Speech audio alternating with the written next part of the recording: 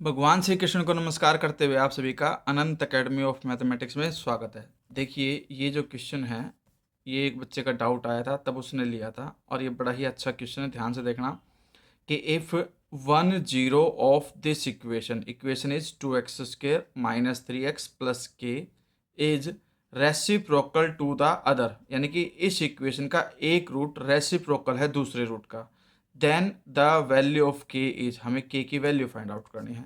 तो इसके लिए हम क्या करेंगे, सबसे पहले तो आप एक कॉन्सेप्ट को समझिए कि क्वाड्रेटिक इक्वेशन के अंदर रूट्स का और इक्वेशन का क्या रिलेशन होता है। जैसे आपके पास मान लो क्वाड्रेटिक इक्वेशन है ax² plus bx plus c is equal to 0 और अल्फा और बीटा इसके रूट्स हैं। ठीक है, तो रिलेशनशिप होती है कि भाई alpha plus beta is equal to minus B by A. एक तो फॉर्मूला ये याद रखना कि सम ऑफ रूट जो होता है वो माइनस बी अपॉन ए, और एक होता है product of root is equal to C upon ए।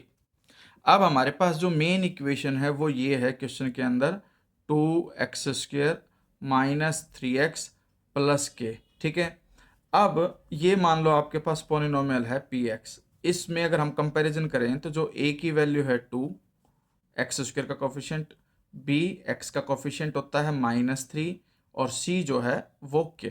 ठीक है, लेट द रूट्स बी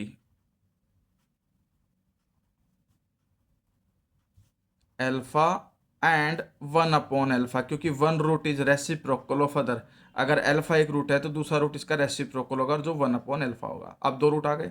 अब हमें पता है कि भाई अल्फा इंटू बीटा का जो फॉर्मूला होता है वो सी अपॉन ए होता है।